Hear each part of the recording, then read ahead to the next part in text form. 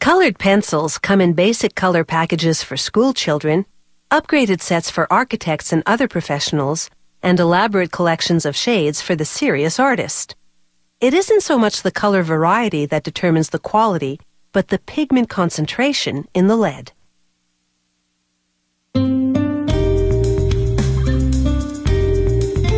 The core of a colored pencil doesn't actually contain any lead.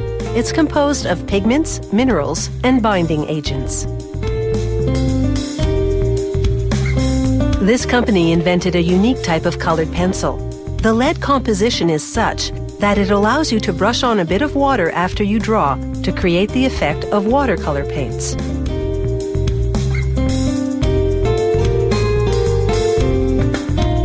Colored pencils start with a combination of pigments. Every shade has a specific pigment recipe. They produce a large quantity of one shade at a time. Following that color's recipe, they meticulously weigh the different portions of ingredients.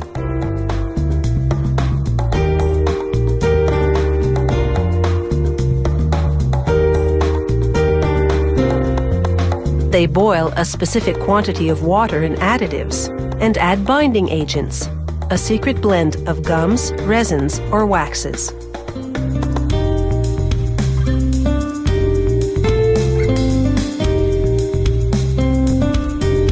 The ingredients expand in hot water, forming a paste. Workers then mix the pigments into this paste.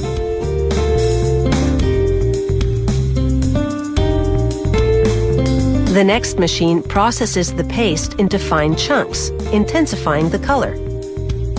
The chunks move by conveyor belt into a cylinder that compresses them, then feeds them into an extrusion machine.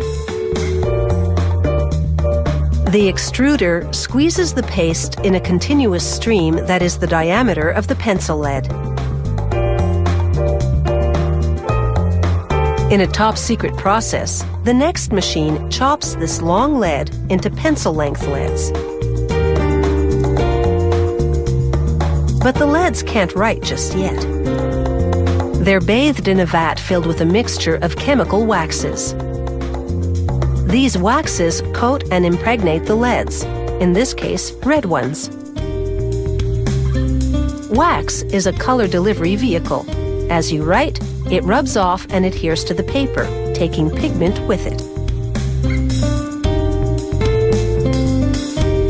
With the leads now finished, the factory subjects random samples to quality control testing, including a break test and a durability test, in which each lead must yield 100 meters of writing. This company makes its pencil bodies from cedar wood. This machine carves grooves for the leads, then coats the surface with a thin layer of glue. The planks pass under a wheel that places the leads, then through another machine that slips a second grooved plank on top. The next machine carves the hexagonal shape, then slices the pencils apart.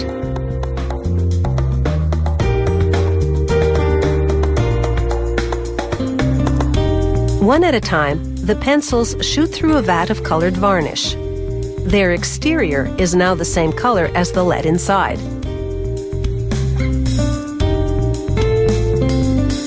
Once the varnish dries, a heat stamp burns the company name and color number into the wood, filling the lettering with colored film.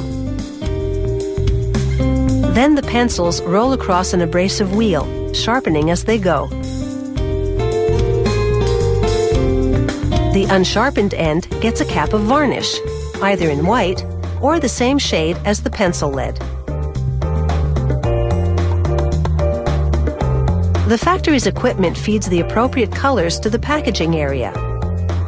As the pencils slide into their grooved tray, workers visually inspect each and every one.